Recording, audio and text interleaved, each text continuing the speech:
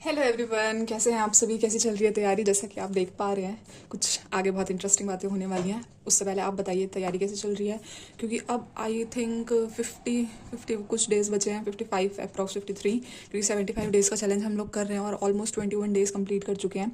आप मेरे साथ 75 डेज़ चैलेंज में पार्टिसिपेट कर रहे हैं ना। मुझे बताइए ज़रा कौन कौन कर रहा है और कौन कौन नहीं कर रहा है, तो वो प्लीज़ स्टार्ट करिए करना। और अब ज़रा थोड़ी सी इंपॉर्टेंट बातें कर लेते हैं, क्योंकि मेरे पास ना कई दिनों से मैसेजेस आ रहे थे, कमेंट्स आ रहे थे कि जीके के लिए क्या इंपॉर्टेंट है, या स्टैटिक जीके में क्या करें, रीजनिंग के लिए क्या करें। तो ज़रा इन सब की वीडियोस हैं ऑलरेडी, बट ज़रा इन चीज़ों को समराइज़ करके दोबारा बात कर लेते हैं कि 55 डेज अप्रॉक्स में हम कैसे इनको कवर करें और क्या क्या करना चाहिए, क्या क्या नहीं करना चाहिए। तो सबसे पहले जीके, जिसमें सबको दुख दर्द पीड़ा कष्ट होता ही रहता है, तो पहले उसकी बात करते हैं हम। जीके में आपको क्या करना है, देखो अब तो इतना टाइम बचा नहीं है कि आप बहुत ज़्यादा कुछ कर सकते हैं, बट जो मैं एडवाइस करूंगी या जो मैं मेरे अकॉर्डिंग ठीक रहेगा वो ये रहेगा कि सबसे पहले तो हमें मॉक टेस्ट पे ध्यान देना है। और मॉक टेस्ट भी कैसे, प्रीवियस ईयर्स के पहले। ये दो ऐप हैं, प्रेप या टेक्स्ट बुक, आप इन दोनों में से किसी से भी सब्सक्रिप्शन ले सकते हैं।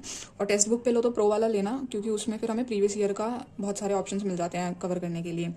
उसके बाद हिस्ट्री, ज्योग्राफी, पॉलिटी, इकोनॉमी।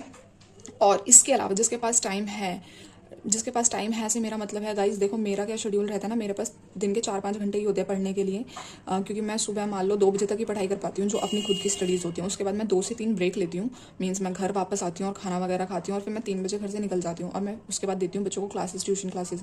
हालांकि मैं ये कंप्लेन नहीं कर रही, बट मैं बस आपको बता रही हूँ, क्योंकि बहुत सारे लोगों को ये होता है कि आप अपना रूटीन दे दिया करो और ये वो, बट मैं रूटीन में क्या ही दूंगा। मेरे 6 घंटे शाम के तो ट्यूशन में निकल जाते हैं, मतलब मैं 3 बजे जाती हूँ तो मैं 9 बजे तक फ्री हो पाती हूँ। उसके बाद मैं दोबारा घर पे अपना वही थोड़ा बहुत रेस्ट वगैरह करा, खाना पीना खाया, डिनर करा, फिर नेक्स्ट डे की प्लानिंग करनी होती है। तो अब मैंने नेक्स्ट डे की प्लानिंग करनी होती है, और मैंने दोबारा क्या स्टार्ट करा साथ में कि मैं शाम को आके भी थोड़ा पढ़ाई करना स्टार्ट करूँ। जैसे मेरे को एनालिसिस करना हुआ तो मैंने एनालिसिस कर लिया, नेक्स्ट डे की प्लानिंग कर ली, साथ साथ में देख लिया कि क्या कोई से टेस्ट रहते हैं तो वो खत्म कर लिया, कोई कुछ रिविजन कर ली। अब मैं रात वाला टाइम भी यूटिलाइज कर रही हूँ, बट मोस्टली मेरे पास क्या होता है कि मैं सुबह 8, 8:30, 9 से लेकर 2 बजे तक का ही टाइम होता है, तो मैं उसमें सारी चीज़ें कवर कर रही हूँ। मतलब बहुत सारे लोग ऐसे भी होंगे जो वर्किंग होंगे, तो वो मेरे से रिलेट कर पा रहे होंगे। तो मैं ये चीज़ें उनके लिए कह रही हूँ जिनके पास अगर फुल फ्लैश टाइम है बहुत सारा, वो सिर्फ प्रिपेयर ही कर रहे हैं, तो वो क्या करें, हिस्ट्री, ज्योग्राफी, पॉलिटी, इकोनॉमी के अलावा बायो ले ले पहले।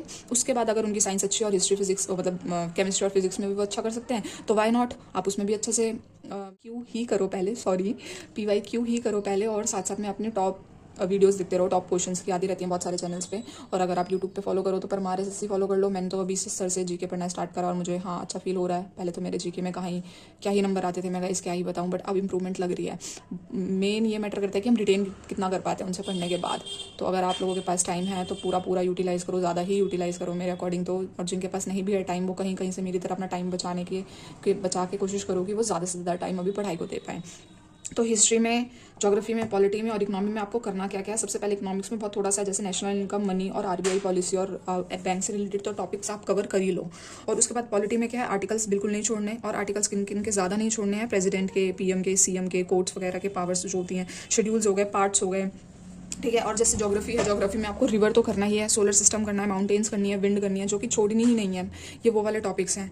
हिस्ट्री में क्या हो गया, इंडियन वैली सिविलाइजेशन, जैनिज्म कर लो, मौर्य गुप्ता कर लो, दिल्ली सल्तनत, मुगल्स वाला हो गया, विजयनगर हो गया, रीड कर लो, हल्का फुल्का नहीं करा है अभी तक तो।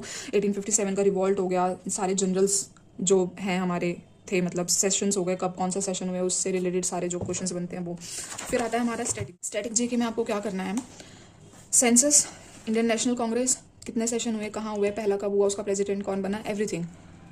And mountain peaks, national park, biosphere reserve, music plus dance करना ही करना है। बुक्स जो कुछ स्टैटिक जो मतलब पहले के फेमस, जैसे कालिदास की हो गई, या बहुत सारे जो ओल्ड लोग हैं। करंट अफेयर्स जो अभी करंट में चल रही हों, मिलिट्री एक्सरसाइज, डांस, फोक और क्लासिकल दोनों। अवार्ड्स करने हैं, सेंट्रल गवर्नमेंट की स्कीम्स हो गई, रिवर्स हो गए, गवर्नर जनरल हो गए, आईफा अवार्ड्स बहुत आते हैं, क्वेश्चन प्राइज आ जाते हैं, मुगल के फैक्ट्स हो गए। ये तो आपको स्टैटिक में कवर करना ही करना है। ये हालांकि मैंने पहले भी डाली हुई है वीडियो, बट जिन्होंने नहीं देखी उनके लिए है थोड़ा सा।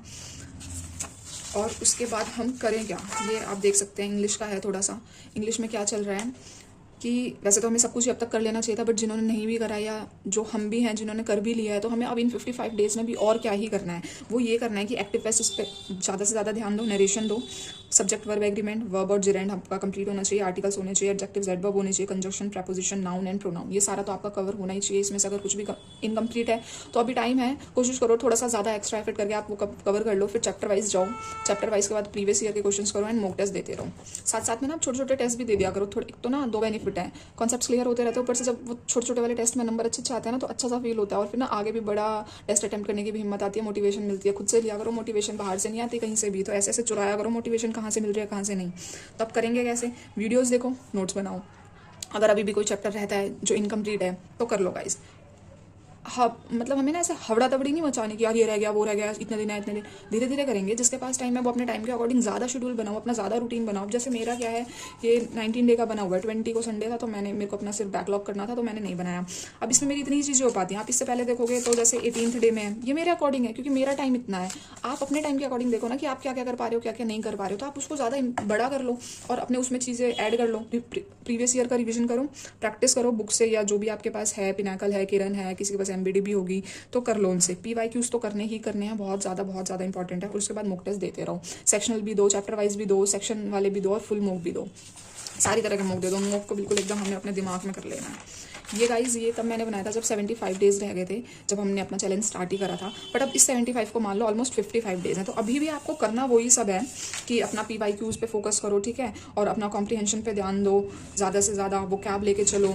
उसके बाद रीजनिंग में क्या है, बहुत लोगों को ऐसा लगता होगा कि हमारी रीजनिंग बहुत अच्छी है तो रीजनिंग को छोड़ देते हैं, या बहुत को ऐसा लगता होगा यार रीजनिंग में कुछ हो ही नहीं रहा है तो करूँ कैसे। ये इसी सब्जेक्ट लिए सारे सब्जेक्ट्स लिए, जो भी सब्जेक्ट्स आपके अच्छे हैं, बहुत अच्छे हैं, नहीं अच्छे हैं, एवरेज हैं, बिलो एवरेज है, जो कुछ भी है गाइज, अभी सिर्फ 55 डेज बचे हैं ऑलमोस्ट। तो आपको सिर्फ और सिर्फ इस पे फोकस करना है कि आप डेली तीनों सब्जेक्ट्स अपनी प्रायोरिटी पे लेके चलें। आप टाइम थोड़ा कम ज़्यादा कर सकते हैं, जैसे इंग्लिश है उसमें बहुत कुछ है और नंबर उसका काफ़ी स्कोरिंग है, 100 मार्क्स की आती है हमारे में, तो हम उसको ज़्यादा टाइम देंगे। फिर उसके बाद रीजनिंग को दे दो, क्योंकि बीच में एक ऐसा सब्जेक्ट हो जाएगा ना कि हमें जिसमें थोड़ा माइंड यूज़ करना है, कैलकुलेशन है, ट्रिक्स हैं, टिप्स हैं, तो माइंड भी हमारा इजीली वर्क करेगा। उसके टेस्ट लगा लो, रिवीजन कर लो, कोई क्लास देख लो अगर कोई टॉपिक रहता है तो, और दूसरे उसके बाद GK पे आ जाओ, ठीक है, ऐसे करो। तो रीजनिंग में आपको क्या करना है, सारे PYQs कर लो। आपको देखो वीक टॉपिक कौन सा है आपका, उसको चेक करो, उसको दोबारा रिवाइज करो, जरूरत पड़े तो नोट्स भी बना लो, और फिर उसके चैप्टर वाइज टेस्ट लगा के दोबारा PYQs करो, मॉक्स दो। और जनरल नॉलेज में क्या है, मैं क्या ही बताऊंगा इस जनरल नॉलेज में, मेरा खुद का जनरल नॉलेज बड़ा ख़राब चल रहा है इस टाइम पे। लेकिन ऐसे नहीं छोड़ेंगे आपको, ज़रा कुछ ना कुछ तो हम GK में भी कर ही लेंगे, और वही सब करेंगे जो मैं आपको ऑलरेडी बता चुकी हूँ कि हमें अपने क्या क्या टॉपिक्स और कैसे कैसे कवर करना है। रहेगा सबका मेन यही, क्योंकि परमार सर क्लासेस शुरू करे तो मैं लूँ, बट अभी पता नहीं है या बैच में है, पता नहीं यूट्यूब पे आई हैं या नहीं, मेरे को देखना पड़ेगा। बाकी नहीं तो मैं देखती हूँ, कोई अच्छा सा सर्च करूँगी कि जो थोड़े टाइम में ज़्यादा अच्छा कंटेंट हमारा तैयार करवा दे। तो जैसे जैसे अगर मुझे फाइंड आउट होगा तो मैं आपके साथ भी ज़रूर शेयर करूँगी, उसके बारे में कोई टेंशन मत लेना। बाकी ये है कि जो लोग अभी से करंट अफेयर कर रहे हैं भाई, वो हमें सजेस्ट कर दो कि हम लोग बाकी लोग जो बच्चे हुए हैं वो कहाँ से करें और कैसे करें। मिला जुला के यही सब कुछ है। आप कुछ बताओ, अगर कुछ और स्पेशल आप लोगों को पूछना हो किसी को कुछ तो क्या। हाँ, और बहुत सारे लोग ये पूछ रहे थे कि आप कैसे करते हो, अपना रूटीन बता दो, अपना शेड्यूल बता दो। गाइज मेरा शेड्यूल यही है, जो कि जैसे मैंने पहले बताया, तो मेरे पास ना बहुत लिमिटेड ही टाइम है। मैं कंप्लेन नहीं कर रही हूँ इस बारे में, लेकिन बस ये है कि मैं अभी उन बच्चों को बीच में भी नहीं छोड़ सकती, क्योंकि उनके भी एग्जाम चलते रहते हैं, तो फिर ना ये बहुत अजीब सा हो जाएगा। तो मैंने कहा चलो जितना टाइम है उतने में ही मैनेज करते हैं, ज़्यादा हैक्टिक नहीं लेना इसमें। और मैं पहले भी 2 बारी क्लियर कर चुकी हूँ अपना, मतलब एक बारी 0.75 से, नहीं सॉरी 2.5 0.2, एक बारी मेरा 0.25 मार्क्स से स्किल C का नहीं हुआ था, बट मैंने D का स्किल दिया था और मेरे को उसमें फाइनल उसमें डिपार्टमेंट नहीं मिला था। और दूसरा जो है वो मैंने उसमें भी D का स्किल दिया था, C का नहीं हो पाया था, 5-6 नंबर का गैप था, बट उसमें भी मुझे फाइनल डिपार्टमेंट नहीं मिला था। तो मैं कोशिश कर रही हूँ, बस प्रे कर रही हूँ, वर्क भी कर ही रही हूँ, हार्ड वर्क, कि मेरे को इस बारी फाइनल सिलेक्शन मिल जाए और मैं अपनी एक सीट सिक्योर कर पाऊँ। और वो जो फीलिंग है ना हैप्पीनेस वाली, अपने पेरेंट्स को प्राउड करने वाली, वो मैं भी फाइनली फील कर पाऊँ। बाकी अगर आपके कुछ डाउट्स हैं, कुछ क्वेरीज हैं जो आप पूछना चाहते हैं और किसी भी चीज़ से रिलेटेड, तो आप वो मुझसे नीचे कमेंट में पूछ सकते हैं। और मैं ऑलमोस्ट 99.99% लोगों के ज़रूर कमेंट्स का रिप्लाई करती हूँ जब भी देखती हूँ, और जो भी वो पूछते हैं मैं उनको बढ़िया से बढ़िया जो भी मेरे पास सजेशन होता है मैं उनको ज़रूर देती हूँ। हालांकि आज या कल में आपके लिए एक और सरप्राइज़ आने वाला है, जिसका आप लोगों ने बहुत ज़्यादा कमेंट करा था, फिर मैंने उसके बारे में सोचा कि चलो क्यों ना ये भी ट्राई किया जाए।